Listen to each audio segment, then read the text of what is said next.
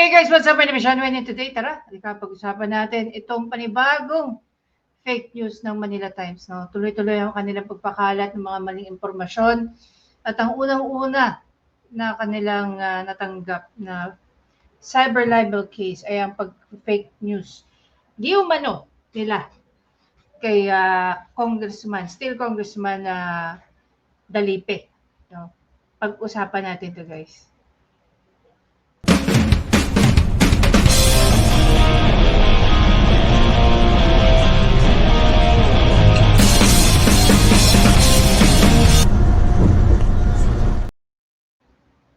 Kailangan ko talaga gumawa ng medyo smooth na transition papasok dito. ang tsaka ng pagkakagawa ko. Anyway guys, tara pag-usapan natin. So today may nilabas, or yesterday, nakalagay yesterday, may nilabas na statement ang Office of the Vice President tungkol sa headline ng The Manila Times, and they said that this is misleading. Kung maaalala nyo nga guys,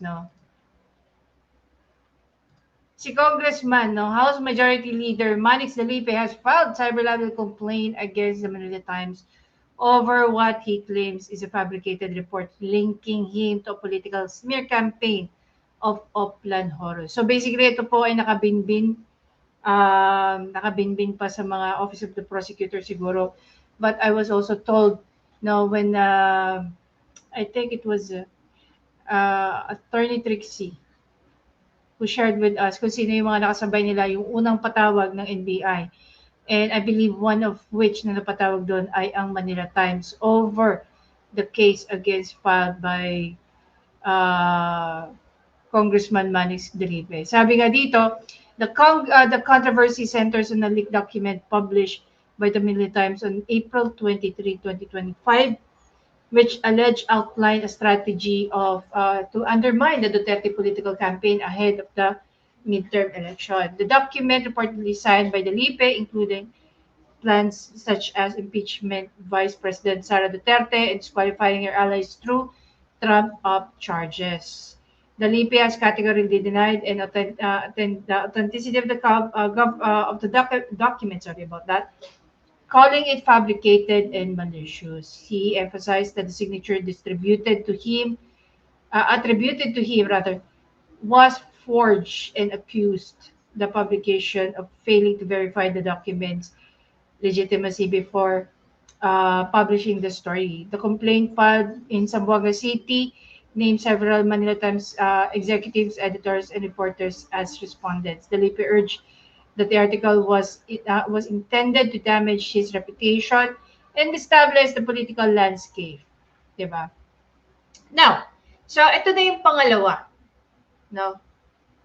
Una is na-involve sila dito sa mga sinabi nila against Congressman Dalipe. And this is something that they still need to prove in court. So as long as hindi pa sila, okay, take note, as long as hindi pa sila nako-convict, they remain to be innocent until proven guilty. So we're not here to judge the Manila Times. However, how cannot we not judge Manila Times when there is another one? Ulitin natin, ito ay nagiging pattern na ng the Manila Times. So we don't know exactly what they're trying to do. They want the people to be informed, or they just want to sell articles on their pages. Okay? So, dito sa pahayag nila VP Sara ng Office of the Vice President, palaki natin guys para mas ma-appreciate nyo. So, ayon nga dito, babasahin natin, the Office of the Vice President calls the attention of the editorial and repertorial teams of the Manila Times regarding the misleading banner story published on June 26, 2025, titled Sara, Why Would Drug War Victims Was Families Object? The article falsely claimed that the Vice President Sara Duterte cannot understand why the families of the victims of the drug war opposed the petition of her father for the interim release from the International Criminal Court, saying that his condition is now worsening. And then dito, the headline and lead paragraph of the story are false, malicious, and inaccurate. This is something that, sabi nga ng OVP, it is false, malicious, and inaccurate. No? Bakit hindi na nagayahin si Dalipe sa pag-file ng mga legal complaint laban dito sa The Manila Times? Okay? During a press briefing in San Fernando City, Pampanga on June 25, 2025, Vice President Sara Duterte responded to a media query concerning the opposition filed by the ICC prosecutors to the interim release petition submitted by the legal counsel of former President Rodrigo Roa Duterte. The Vice President was specifically addressing the basis cited by prosecutors, statements from the family members of the accused, including herself, suggesting that the former president had been kidnapped by the tribunal. Vice President, the quote is as follows. Sorry, but I do not understand why the prosecution would oppose the petition for interim release of an accused based on the statement of the family members. This clearly refers to the position of the ICC prosecutors, not to the family of the complainants, as the Manila Times erroneously reported. Again, sorry, but I do not understand why the prosecution, no, it didn't say, why the family, no, malinaw pa yan sa sikat ng araw, would oppose the petition of interim release of an accused based on the statement of family matters. So, napakaliit lang nito, guys. Ilang linya lang to. It's just one paragraph. It's just a couple of sentences. And why is it that Manila Times, no, nagkaroon ng interest dito sa kakarampot na sinabi ni VP Sara?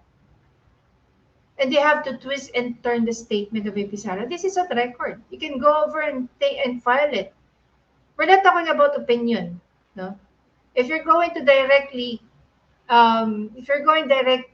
to quote the person, no, hindi lang si VP Sara, but anyone else, if you're going to quote them, just make sure na pag minins mo yung kanilang mga sinabi, it will still turn out na yun yung sinabi nila and not twisting it. I think the Manila Times have been, consuming yung mga videos, no, press briefings at vlogs ni Auntie Claire.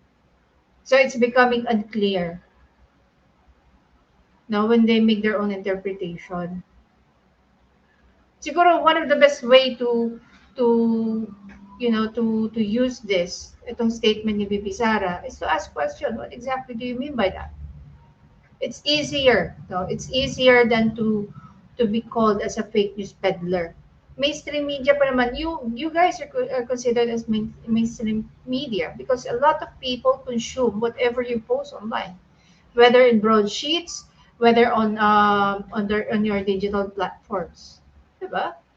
Urge the management of the Manila Times to immediately use a correction and publish an erratum, especially given that the articles was featured as banner story in its June 26 print issue.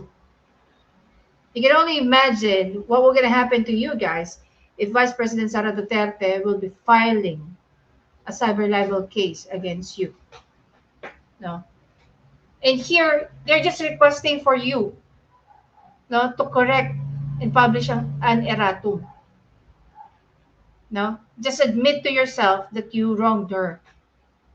No? Tama nyo lang yung mali nyo at hindi niya ginaya si Congressman Dalipe for filing an immediate case against you. The OVP also reminds our colleagues in the media to uphold the high standards of accuracy, fairness, and integrity in their reporting. Alam mo, naisip ko tuloy, they are becoming the other or the Rappler 2.0. However, yung mga nilalabas ngayon ng mga Rappler is becoming better than what they used to do in the past. I think they've already learned their lesson from there. Diba? Pero ang mga taga Manila Times, no, regardless if it sounds like you're favoring the Duterte or not, diba? Kasi when you reported about the Oplan Horus, of course, that is favoring the Dutertes. But this time, no, even that one,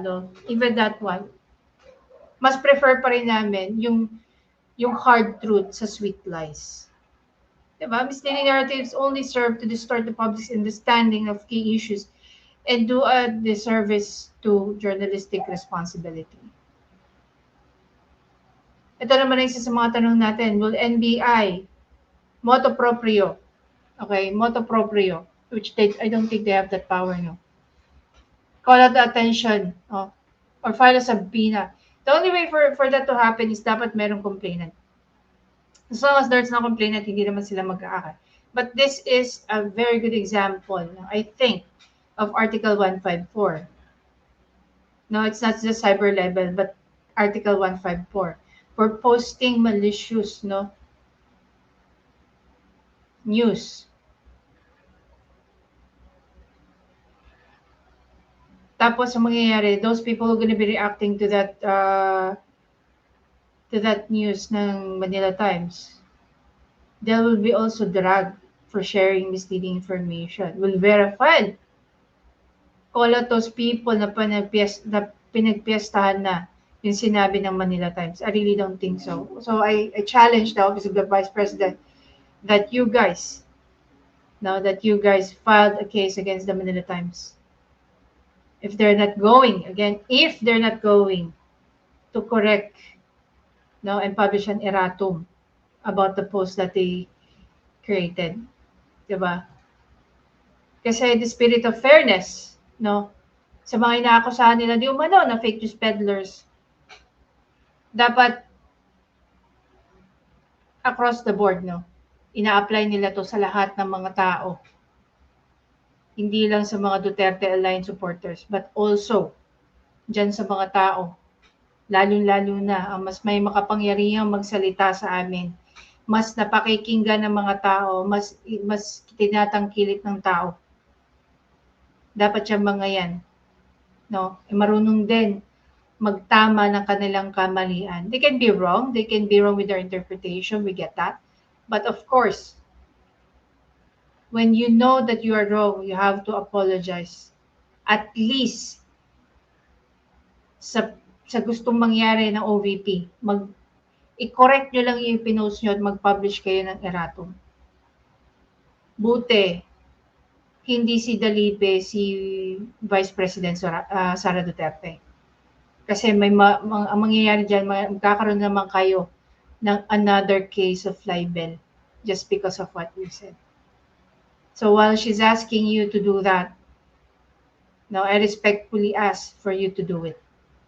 Diba?